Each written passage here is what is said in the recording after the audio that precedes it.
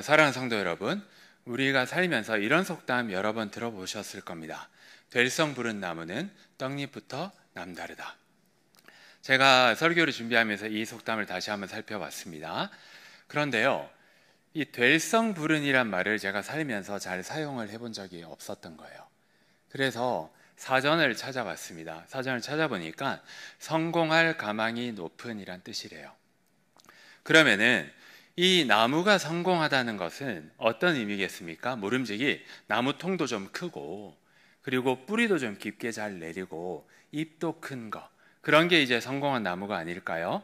바로 그렇게 잘 자란 나무는 그 나무가 아주 어린 잎사귀 시절부터 떡잎이 남다르다는 거고, 이거는요 사회적으로 성공한 사람에게 많이 적용하는 구절이기도 합니다. 바로 사회적으로 성공한 사람은요, 어릴 때부터 좀 달라도 확실히 다르다는 거예요. 물론 예외가 있겠죠. 그러니까 어릴 때는 좀 평범하게 지내다가 커서 비범하게 바뀐 사람도 있겠지만, 대체적으로는 우리는 사회적으로 성공한 사람을 만나면 그분들이 어릴 때부터 뭔가 남다른 점이 있다는 것을 미루어 짐작을 할 수가 있습니다. 자, 그렇다면 우리가 어떻게 하면 그 사람의 떡잎이 남다르다는 것을 알 수 있을까요? 그 사람의 무엇을 보면 우리가 그 사람이 성공하다는 것을 알 수가 있을까요? 그거는 분야마다 조금씩 다른 것 같아요. 제가 예를 한번 들어보겠습니다. 프로야구의 예를 한번 들어보겠습니다. 제가 운동은 못하는데요, 프로야구 보는 것만 좋아합니다. 문제는 제가 좋아하는 팀이 계속 지고 있어서 요즘 좀 기분이 안 좋은데요. 아무튼 이 프로야구에는 1년 내내 선수들을 쫓아다니면서 다음 해에 우리 팀에 될 신입 선수들을 선발하는 일을 하는 사람들이 있습니다. 이러한 직업을 가진 사람들을 스카우터라고 합니다. 그래서 우리나라 프로야구는 총 10개 구단이 있고, 그 10개 구단은 각각 스카우터 팀을 꾸리고 있고요. 그분들이 모두 한 자리에 가을에 모입니다. 모여가지고 10개 구단끼리 자기들끼리 순서를 매겨요. 그 직전에 이렇게 순위에 따라서 순서를 매겨가지고 한 명씩 한 명씩 선수를 번갈아 가면서 지명을 하는데, 보통 각 팀당 한 10명에서 12명 정도 지원을 한다고 해요. 그래서 우리나라 프로팀이 10개니까 1년에 야구 선수로 등용하는 사람이 한 100명에서 120명 정도 되는데요. 이 수치가 어느 정도냐 하면 1년에 프로야구가 되려고 원서를 넣는 고등학교 야구 선수들이나 대학교 야구 선수들이 1000명이 훨씬 넘습니다. 그렇기 때문에 한 10대 1의 경쟁률을 뚫고 매년 한 100명 정도 프로야구 선수가 이제 탄생을 하는 거예요. 그래서 이 프로야구팀의 스카우터들은요, 1년 내내 전국 방방곡곡에 있는 고등학교와 대학교를 쫓아다니면서 선수들을 관찰하느라고 여념이 없습니다. 어떤 신문 기자가 아주 유명한 프로야구 스카우터를 만나서 인터뷰를 했습니다. 스카우터님, 스카우터께서는 어떤 부분을 보고 이 선수가 떡잎부터 남다르다는 것을 아십니까? 라고 했더니 정말 의외의 대답을 하는 거예요. 그 스카우터가 뭐라고 이야기하냐, 잘 치고 잘 던지는 거는 그렇게 중요하지 않습니다. 이렇게 이야기를 하는 거예요. 아니, 야구는 모름지기 잘 던지고 잘 치는 게임 아닙니까? 근데 스카우터가 그렇게 이야기를 하니까 너무 의아해서 왜 그렇습니까? 라고 물어보니 스카우터가 이렇게 이야기를 합니다. 이 고등학교 때 잘 친다고 해서 프로에서 잘 친다는 보장이 없기 때문에 그렇습니다. 왜냐하면 고등학교 때의 수준과 프로 때의 수준이 이만큼이 차이가 나기 때문에 고등학교 때 잘 치고 잘 던진다고 해서 자기는 잘 믿지 않는다는 거예요. 그러니까 이제 기자가 호기심을 느낍니다. 조금 더 질문을 합니다. 그러면 도대체 무엇을 보고 선수를 뽑습니까? 라고 하니까 또 재밌는 대답을 합니다. 여러 가지 기준이 있지만 그 중에 하나 제가 직관적으로 중요하게 생각하는 게 있습니다.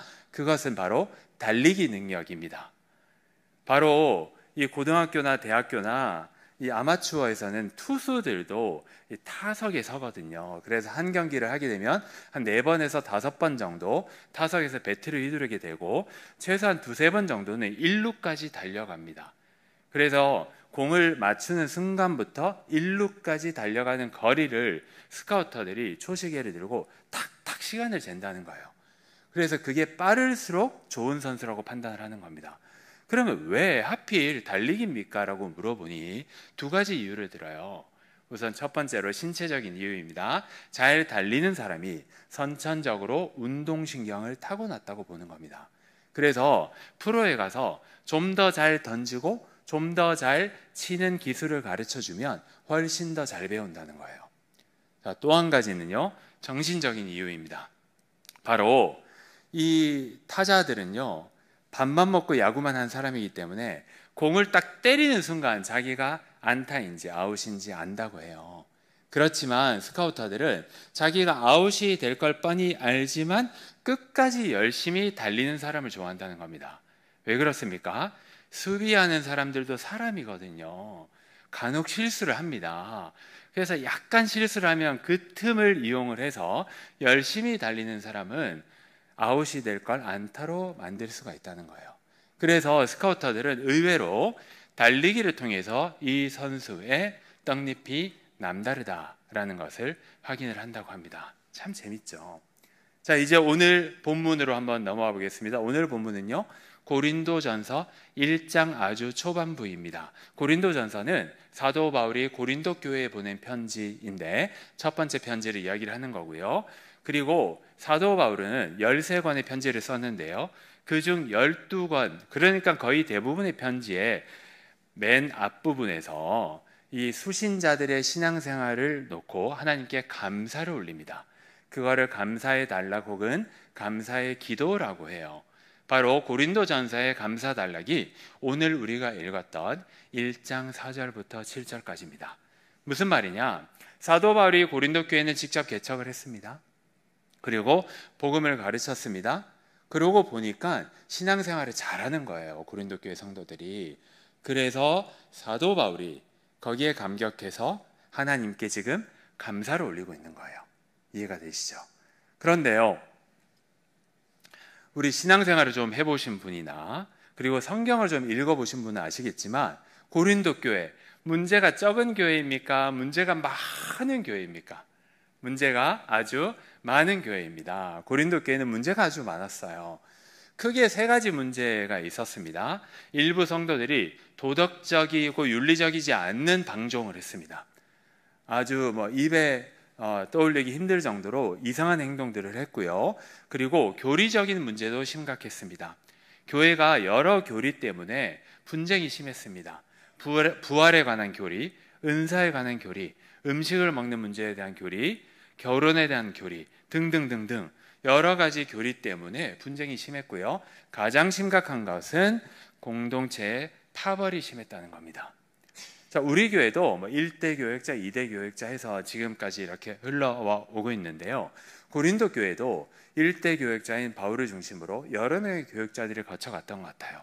그래서 그 교역자들을 중심으로 나는 이 사람을 믿겠다, 나는 저 사람을 믿겠다 해서 파가 최소한 4개 파로 쪼개져 있었습니다. 바울파, 그 다음에 아볼로파, 그리고 게바, 그러니까 베드로파도 있었고요. 나는 이도 저도 아닌 그냥 그리스도파 할래 해서 그리스도파까지 있었습니다. 그래서 이렇게 심각한 문제를 가지고 있는 고린도 교회이지만 사도 바울은 물론 질책도 합니다.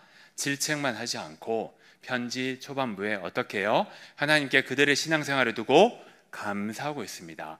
왜 이렇게 문제가 많은 교회를 두고 사도 바울이 감사를 할까요? 바로 문제가 많은 교회입니다. 그럼에도 불구하고 이 교회는요, 복음의 핵심, 신앙생활의 핵심을 잘 지키고 있었기 때문에 그렇습니다. 오늘 본문의 6절 말씀 우리 같이 한번 읽어보겠습니다. 시작. 자, 문제가 많은 교회입니다. 그렇지만 이 교회에는요, 뭐가 있다고요? 그리스도의 증거가 이미 견고하다는 거예요. 그리스도의 증거가 무엇입니까? 그리스도의 증거는 그리스도에 관한 증거라고 보시면 되고, 그리스도에 관한 증거는요, 또 그리스도에 관한 증언이라고도 풀어쓸 수가 있습니다. 그리스도에 대해서 우리가 증언하는 거, 이게 바로 복음 전파 아닙니까? 그러니까 이 말은 무슨 말이냐면 고린도 교회 성도들은 비록 문제가 많지만 바로 믿음의 뿌리, 믿음의 뿌리, 그러니까 복음의 뿌리가 이미 잘 내려와 있고 문제가 많지만 복음을 잘 받아들였기 때문에 사도 바울은 그 점만 보고도 이 고린도 교회가 마치 야구 선수들 중에 주력이 빠른 사람의 떡잎이 남다르다고 한 것처럼 고린도 교회는 여전히 믿음의 신앙생활의 핵심을 잘 지키고 있다라고 보는 겁니다.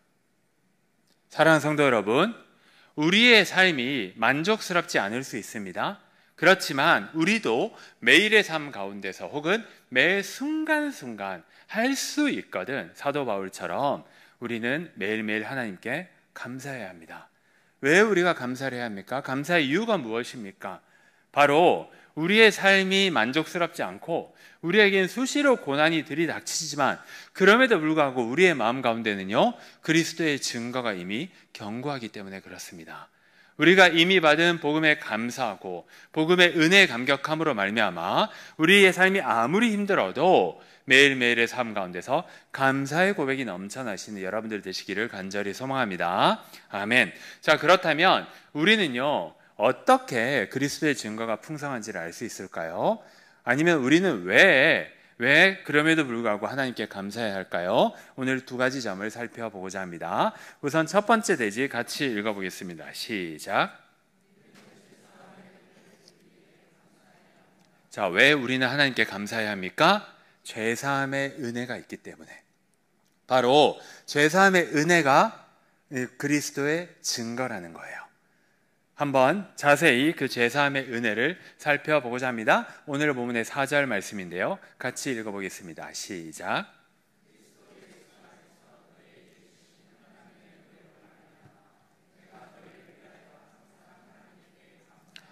자, 사도 바울이 그리스도의 증거가 왜 견고한지를 하나하나 풀어서 이야기를 하고 있습니다. 우선 중반부에 보시면 제가 오렌지색으로 제가 표시를 했는데요. 그 부분 보십시오. 너희에게 주신 하나님의 은혜라고 이야기를 하고 있습니다. 자, 고린도 교회 성도들이 받았다는 거예요. 그러니까 너희에게 주셨다는 것은 고린도 교회 성도들이 받았음을 의미합니다. 고린도 교회 성도들이 무엇을 받았습니까? 은혜를 받았습니다. 그리고 은혜는 누가 주신 겁니까? 하나님이 주신 거죠. 그래서 하나님이 고린도 교회 성도들에게 주신 은혜 때문에 사도 바울은 고린도 교회가 문제가 많음에도 하나님께 감사하고 있는 겁니다. 이거는 우리의 삶에도 그대로 적용할 수가 있습니다. 하나님께서 우리에게 동일하게 은혜를 베풀어 주십니다.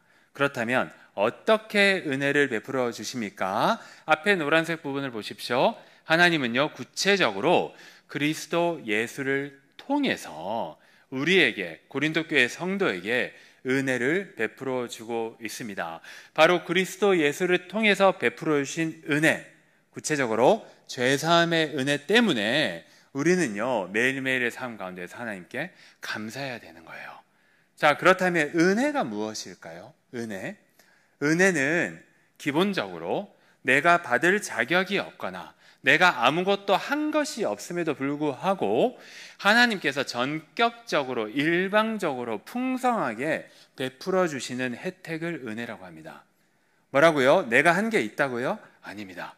내가 받을 자격이 있다고요? 아닙니다. 그럼에도 불구하고 하나님께서 일방적으로 주시는 혜택을 은혜라고 하는 거예요. 자, 그렇다면 이 죄사함의 은혜가 왜 우리에게 필요했을까요? 원래 하나님께서는요, 유대인들 혹은 이스라엘 민족을 통해서 하나님 나라의 역사를 이렇게 진행을 시켜 오셨습니다. 구약 성경에 특히 그러했죠. 그런데 시간이 지나다 보니까 어떻게 해요?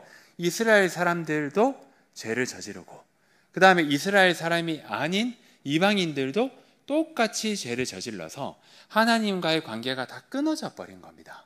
무슨 말입니까? 이스라엘 사람들은요, 율법을 받았습니다. 율법을 잘 지켜야 구원함을 받고 복을 누려요. 그런데 율법을 어긴 겁니다. 그래서 하나님과의 관계가 끊어지고 죄에 얽매여서 죽을 수밖에 없었습니다. 그러면요, 우리 민족을 포함한 이방인들은요, 원래부터 율법 바깥에 있고 하나님을 몰랐습니다. 그래서 처음부터 죄의 구더기 속에서 살아야만 했습니다. 결국 우리 모두는 하나님 앞에서 죽을 수밖에 없는 죄인입니다. 이때 하나님이 새로운 방법을 통해서 우리를 모두 구원을 합니다. 바로 예수 그리스도를 통해서죠. 잘 아시다시피 예수님께서 십자가에서 우리 모든 온 인류의 죄를 뒤집어 쓰고 죽으심으로 말미암아 우리의 죄의 문제를 해결해 주셨고, 비로소 이제는 끊어졌던 하나님과의 관계가 우리가 회복이 된 겁니다. 왜 우리가 예수 그리스도의 죄사함의 은혜가 필요합니까? 우리 혼자서는요, 절대로 우리가 지은 죄의 문제를 스스로 해결하지 못하기 때문에 그렇습니다. 그래서 이 은혜는 일방적이고 풍성하고 받을 자격이 없음에도 주어지는 혜택이라는 겁니다. 바로 그러한 혜택 때문에 우리가 이제 죽어야 되는 죄인에서 무려 하나님의 자녀가 되는 권세를 누리고 더 나아가서 복을 누리고 있습니다. 사랑하는 성도 여러분, 첫 번째 대지를 정리해 보겠습니다. 자, 우리의 삶이 좀 힘들죠. 쉬운 삶이 아닙니다. 그렇지만 우리의 삶을 짜증내면서 비관하면서 비판하면서 살 게 아니라, 문제가 많은 고린도 교회이지만 신앙의 핵심을 잘 지키고 있는 모습을 보고 바울이 감사했던 것처럼 우리도 하나님께 매일 감사하는 삶을 살았으면 좋겠습니다. 왜 그렇습니까? 우리에게 그리스도의 증거가 이미 풍성하기 때문에 그렇습니다. 그리스도께서 우리의 죄를 위해서 십자가에서 못 박혀 죽으심으로 말미암아 우리의 죄의 문제를 해결해 주셔서 하나님의 자녀가 되는 권세를 허락해 주셨기 때문에 우리는 그것만으로도 이 험난한 세상에서 하나님께 감사를 올려드려야 하기 때문에 그렇습니다.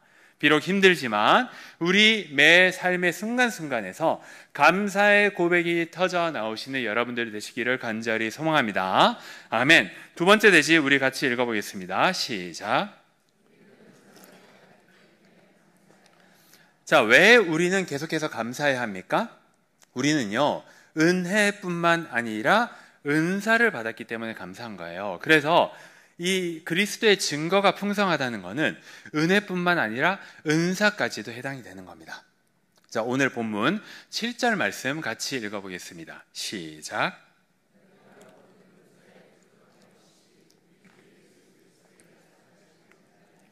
사도 바울은 계속해서 말합니다.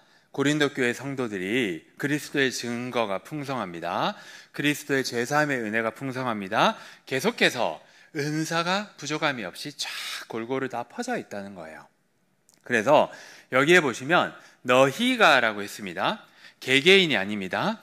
너희 공동체 고린도 교회 성도들 전부를 봤을 때 모든 은사가 부족함이 없이 고루 잘 퍼져 있다.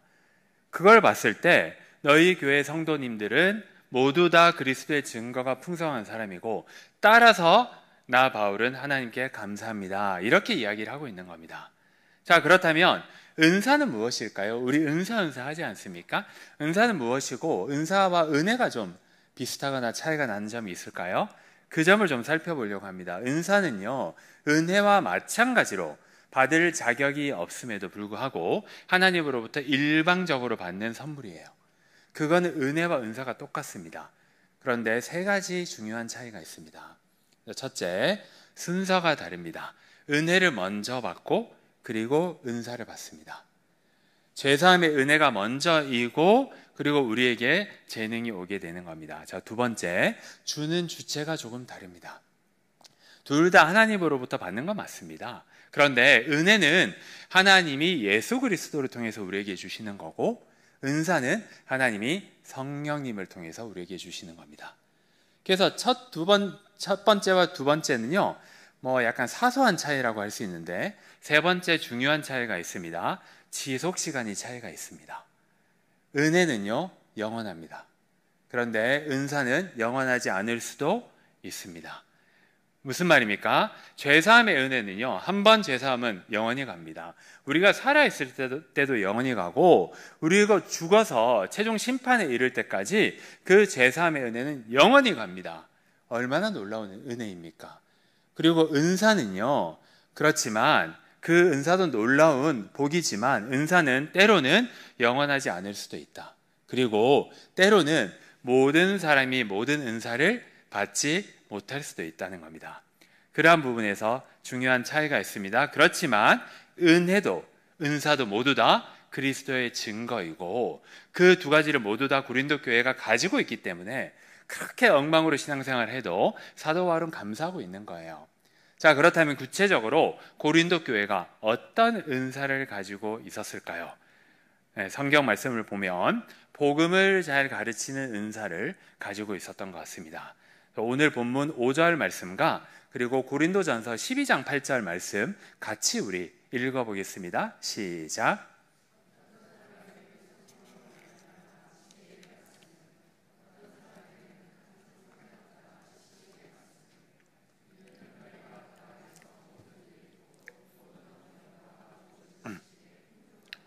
아멘. 자, 고린도전서 12장은요, 성경을 좀 읽어보신 분들은 아시겠지만 은사장입니다. 여기에는요, 수십 가지 성령님께서 우리에게 주실 수도 있는 은사의 목록들이 쭉 나옵니다.